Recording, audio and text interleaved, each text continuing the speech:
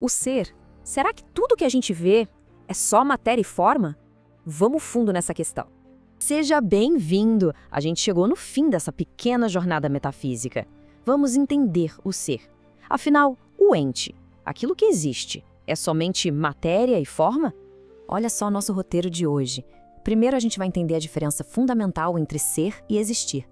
Depois, vamos dar um pulo na Grécia Antiga para ver um debate de gigantes. Daí a gente vai ver uma revelação que mudou o jogo e como tudo isso foi unificado numa síntese genial. Por fim, vamos ver os descaminhos modernos e as consequências bem reais que isso tem na nossa vida hoje. Bora lá? Para começar com o pé direito, a gente precisa alinhar os termos. No dia a dia, a gente usa ser e existir como se fosse a mesma coisa, né? Mas, filosoficamente, elas são bem diferentes. E entender essa diferença é a chave para abrir todas as outras portas.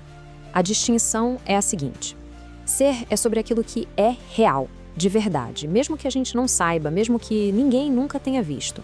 Já existir vem do latim ex sistere, que quer dizer algo como estar para fora, sabe? É aquilo que aparece, que se manifesta pra gente, que a gente consegue observar. Pensa comigo, uma rocha lá no lado oculto da Lua. Nenhum humano nunca viu, nenhum robô nunca tocou. Para nós, ela não existe, certo? Porque ela nunca apareceu pra gente. Mas isso quer dizer que ela não é? Que ela não é real? Essa pergunta já coloca a gente no caminho certo. Agora, vamos fazer uma viagem no tempo para a Grécia Antiga. Lá, o primeiro grande debate sobre o que é o ser colocou dois gigantes em lados opostos. De um lado, Heráclito dizendo que tudo flui, tudo está sempre mudando. Do outro, Parmênides, que defendia exatamente o contrário. A lógica de Parmênides parece simples, mas as consequências são, gigantescas. Ele pensou o seguinte: para alguma coisa mudar, ela teria que passar do não ser para o ser.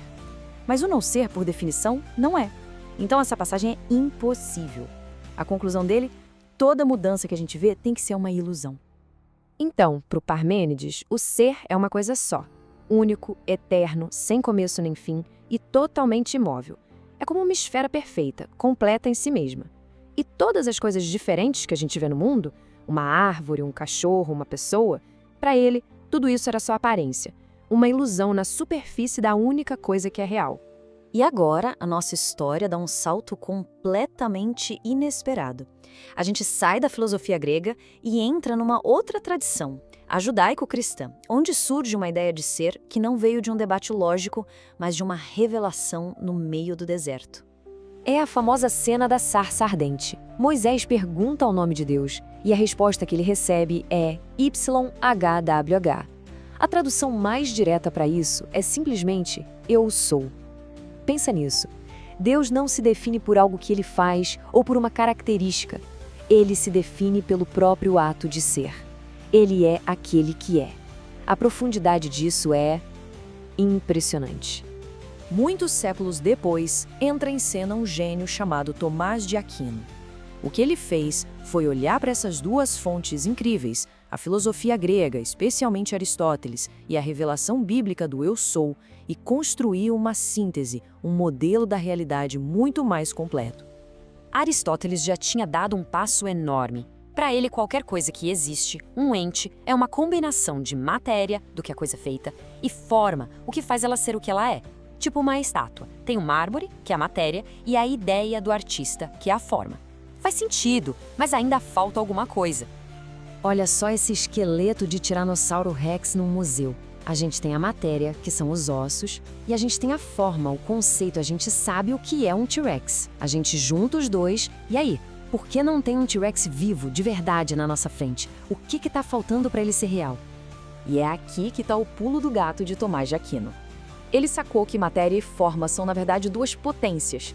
E se você junta duas coisas em potência, o resultado só pode ser outra coisa em potência. Para algo se tornar real, de fato, precisa de um terceiro elemento, o ato de ser. É esse ato que tira a coisa do mundo das ideias e a joga no mundo real. E a grande sacada é: esse ato de ser não vem nem da matéria, nem da forma. Ele precisa ser doado por algo que já é, por si mesmo, um ser que não precisa receber o ser de ninguém. E não é um ato que aconteceu lá atrás e pronto. É um ato contínuo, a cada segundo. É como se uma força estivesse sustentando tudo na existência, o tempo todo. Se essa doação parasse, tudo voltaria para o nada. Só que, com o tempo, a filosofia moderna começou a se desviar desse modelo completo. Aquele quebra-cabeça de 3 peças, matéria, forma e ato de ser, foi desmontado, e cada corrente filosófica pegou só uma pecinha e achou que tinha o quadro todo. Basicamente, tivemos 3 grandes erros. O materialismo olhou para a matéria e disse: é isso, o ser é só matéria. O racionalismo olhou para a forma, para a essência e disse: não, o que importa é a ideia. E o existencialismo olhou para a existência, para a manifestação e falou: a gente primeiro existe e depois se cria do zero. Cada um pegou um pedaço e jogou o resto fora. Tá, mas e daí? Por que essa discussão toda de filósofo importa para mim? Ah, importa e muito. Porque esses erros filosóficos não ficam só nos livros. Eles vazam para a cultura e moldam o jeito como a gente vive, pensa e se entende. E as consequências podem ser bem sérias. Essa fragmentação toda nos levou a um dos grandes mantras da nossa época, né?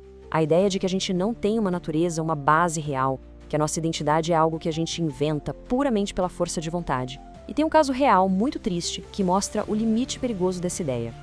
Esse é o Dennis Abner. Ele se sentia por dentro um tigre. E ele decidiu levar a ideia de ser o que quiser às últimas consequências. Ele passou por dezenas de cirurgias, fez tatuagens no corpo todo, colocou implantes, garras, até uma cauda mecânica. Tudo isso para que a aparência dele batesse com o que ele sentia que era por dentro. Mas depois de todo esse processo, de toda a dor, de toda a transformação, a conclusão foi inevitável e devastadora. Ele não era um tigre. A vontade dele, por mais intensa que fosse, não conseguiu mudar a realidade do seu ser. Ele continuava sendo um ser humano. Isso nos joga de volta para o nosso ponto central. A realidade talvez não seja uma folha em branco, onde a gente escreve o que quer. Talvez a gente não se crie do nada. Talvez a realidade seja uma participação no ser. É algo que a gente recebe e não algo que a gente fabrica. Nossa essência é um presente. E a nossa liberdade é florescer dentro do que somos e não tentar negar isso. Se fez sentido para você nosso esforço, dá um like no vídeo. E lembre-se, nessa jornada não convém estarmos sós. Por isso compartilhe e traga mais pessoas para a trilha certa. A trilha certa.